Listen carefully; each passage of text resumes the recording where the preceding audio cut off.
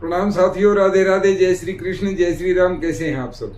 आशा करता हूँ पूर्णतः स्वस्थ और प्रसन्न हैं, आनंदित हैं। इसी के लिए किशोरी जी के चरणों में मेरी प्रार्थना रहती है। दोस्तों, एक बार फिर हाजिर हूँ आपका अपना डॉक्टर रविंदर राणा, छोटी सी सीधी सच्ची सरल बात लेकर। अपने पास देखिए सीधी सच्ची सरल बातें ही होती हैं।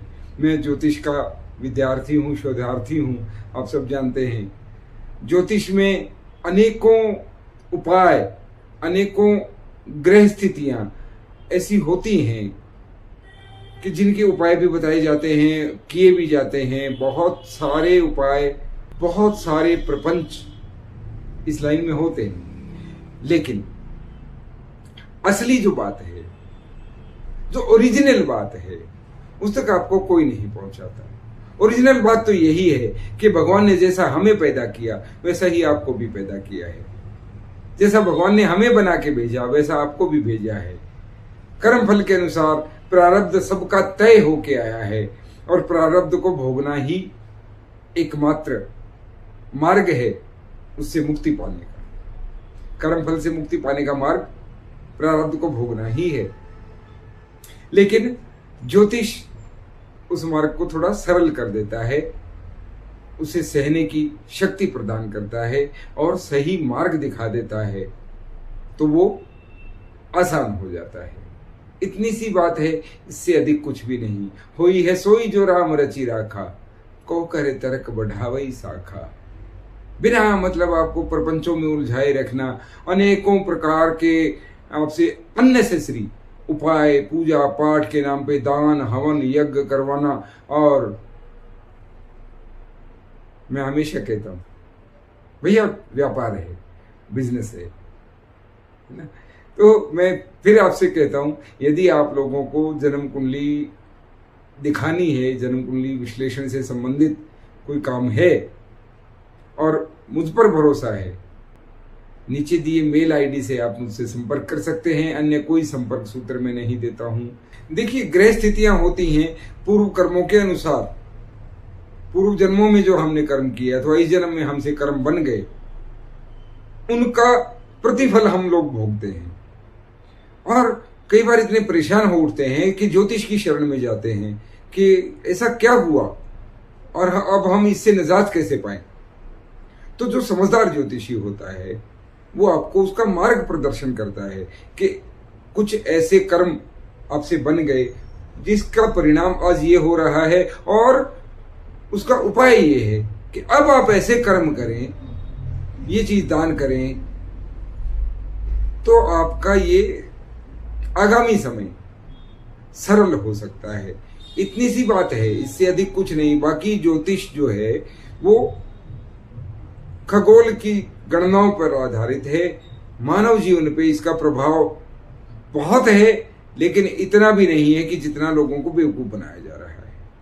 एक अच्छा खासा बिजनेस बनके ये पनप रहा है, आप सब जानते हैं। परेशान भी हैं बहुत लोग, लेकिन अपने पास तो सीधी सच्ची सरल बातें होती हैं, जैसे किशोरी जी आदेश करती हैं। मैं आपके सम्मुख कह देता हूं, जन्म कुंडली जरूर सब लोगों को दिखानी चाहिए, बनवानी चाहिए। जन्म कुंडली के आधार पर आप इस जन्म को सुधार सकते हैं। ऐसे कर्म किए जा सकते हैं कि पूर्व में जो अपराध हो गए उनसे किसी तरह निजात मिले, छुटकारा मिले, और आगे का भावी समय, अगला जन्म अथवा इस जन्म का भावी समय वो सुरक्षित हो सके, शांत हो सके। इसके लिए ज्योतिष काम करता है। तो मैं कहता हूं सब लोग अपनी जन्म कुंडली जरूर बनवाएं और किसी ज्ञानी ज्योतिषाचार्य से उस कुंडली का विश्लेषण करवाएं, वही आपको सही मार्ग दिखा पाएंगे। तो दोस्तों, आज बात करते हैं, हम अनेकों उपाय करके थक चुके, कर्म फल में ऐसे फंस गए हैं, या कुछ समय ऐसा है कि रोग ऋण शत्रु किसी वजह से हम फंस गए हैं। कोई असाध्य रोग हो गया है, कोई परिस्थिति ऐसी आ गई है कि ऋण धन संबंधी कोई समस्याएं आ खड़ी हुई हैं, कोई अज्ञात शत्रु पैदा हो गए हैं। इन सबसे मुक्ति कैसे मिले? तो जैसे मैंने कहा ना, जन्म कुंडली विश्लेषण तो वो तो है ही, लेकिन सब लोग जो कर सकें, किसी विशेष उपाय की आवश्यकता नहीं, मुझे भी फीस देके कुंडली बनवाने की आपको आवश्यकता नहीं। ऐसा उपाय सबके लिए मैं आपको बताता हूं, सब करें। काहे को चक्रों में पड़ते हैं? बहुत मुश्किल परिस्थिति में भी, मैं कहूंगा विकट से विकट परिस्थिति में भी यदि आप फंस जाएं तो इस उपाय को आजमाएं। चमत्कार ना मिले तो मुझे छोड़िए, भगवान पे भरोसा करना छोड़ देना, मुझे तो छोड़िए, ये निश्चित है। चारों युग प्रताप तुम्हारा है, प्रसिद्ध जगत जियारा।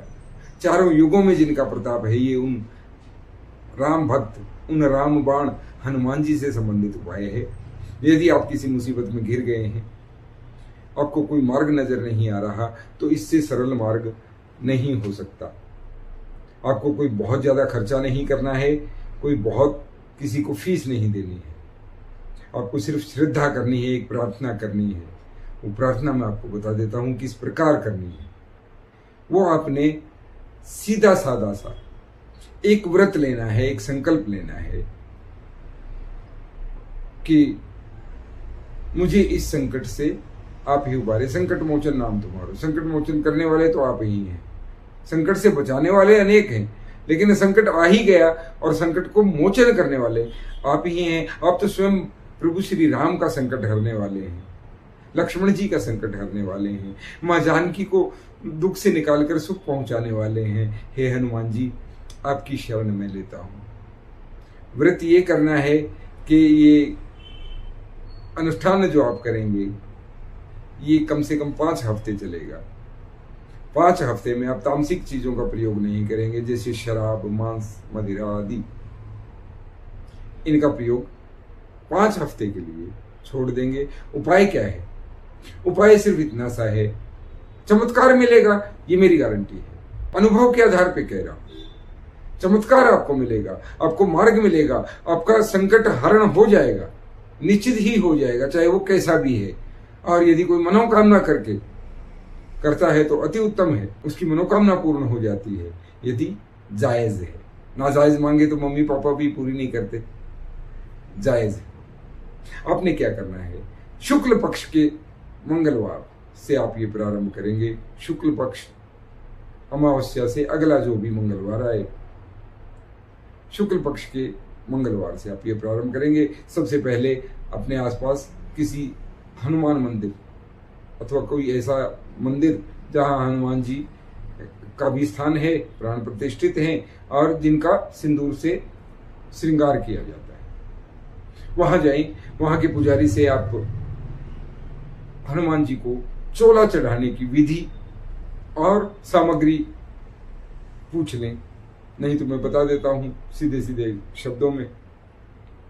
हनुमान जी का सिंदूर पंसारी से लेना, पंसारी के पास मिल जाता है ओरिजिनल हनुमान जी वाला सिंदूर, चमेली का तेल, चांदी के वर्क, एक पानी वाला नारियल, लंगोट अथवा लंगोट का लाल कपड़ा 1.25 मीटर,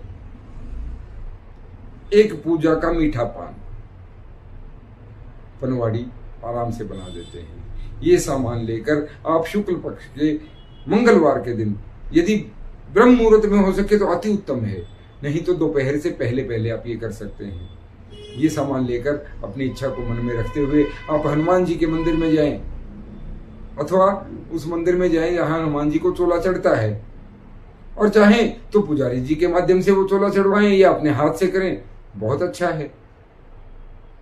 हनुमान जी को वो चोला अर्पित करें, चोला अर्पित करके उन्हें ये भोग अर्पित करें, नारियल, लंगोट, पूजा का मीठा पान, और फिर वहीं बैठ जाएं। थोड़ा समय निकालकर आराम से सुखासन में आलथी पालथी मारकर बैठकर 7 बार श्री हनुमान चालीसा का पाठ करें और अपनी इच्छा हनुमान जी के चरणों में रख दें, नजरें बिना मिलाए, नजरें झुकाकर। यदि आपकी नजरें हों तो उनके चरणों पे हों अथवा बंद रहें। अपना संकल्प, अपनी आवश्यकता उनके चरणों में रख दें घर आ जाएं।